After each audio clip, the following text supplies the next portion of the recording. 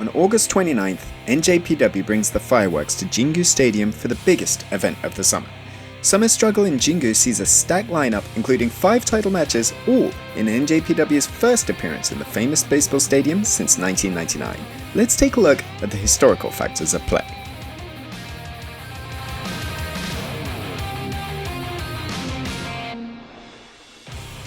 Let's take it outside. They've been fighting words for generations, but in New Japan Pro Wrestling, matches in the open air have been a relative rarity.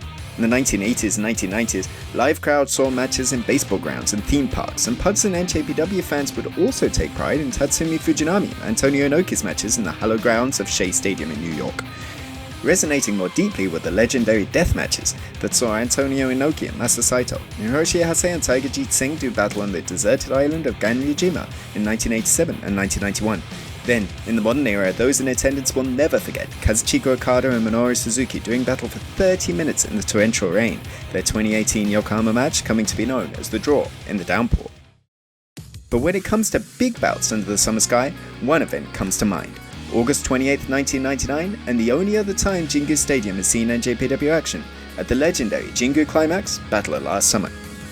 As we'll see, there's a chance for history to repeat in many ways at Summer Struggle, but for Satoshi Kojima especially, August 29th might see everything come full circle. Part of the KOPW 2020 lineup, if the strongest arm in NJPW can beat El Desperado on August 26th and advance to the KOPW 4-way, he'll be the only person to compete on both cards in the famous venue. In '99, he and Hiroyoshi Tenzan picked up the win in tag team action for NWO Japan. Can he do the same to become the first preliminary KOPW 2020? Summer Struggle in Jingu will also see IWGP Tag Team and Junior Heavyweight Championships decided. Both were on the line 21 years ago in fact, and both changed hands. At Jingu Climax, Kendo Kashin saw a 7-year journey culminate in his first IWGP Junior Heavyweight Championship win when he submitted Koji Kanemoto. 21 years later, and Taiji Ishimori will look for his second reign, and it may well come in the same way that Kashin pulled off the win in '99. After Ishimori helped to aggravate shoulder damage for Takahashi, Hiromu was put on the shelf for several weeks, and as much as the Time Bomb will deny it, questions about his condition have to be circulated. Another 7-year journey culminated in tag team gold from Nabe Nakanishi and Yuji Nagata at Jingu Climax.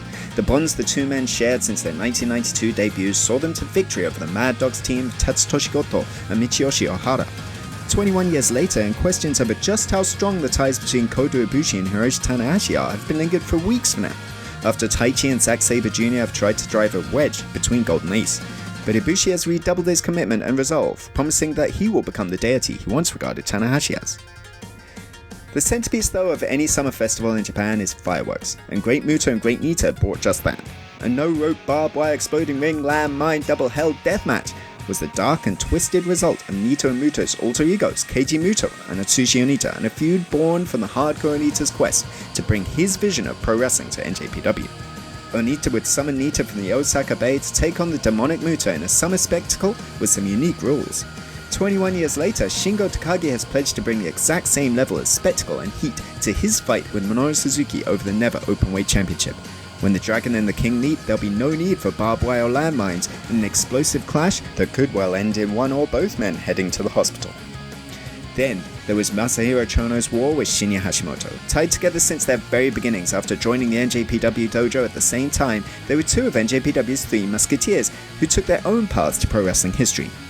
Apart from a 1-month spell cut short by injury, the IWGP Heavyweight Championship would be continually elusive to Chono, who instead used his ungovernable charisma to lead a legendary faction, NWO Japan. For Hashimoto, a more straightforward creed of aggression and destruction that saw him to record title reigns. Their philosophies may have been disparate, but strong bonds still brought them together in conflict. Bonds in history connect Tetsuya Naito and Evil to beyond their own NJPW careers, to starts in Animal Hamaguchi's legendary gym, and a relationship that led Naito to call on Evil as his first pareja in Los Ingobernables de Japón. Now that relationship lies in tatters, but Naito seeks to overturn the King of Darkness's reign of destruction and be reunited with the double IWGP gold that had eluded him for so long. Will Evil bring darkness to a long summer night, or will it be the man that watched from left field in 1999 coming full circle with a home run swing? Find out by watching all of this action and more on njpwworld.com, the king of sports streaming services.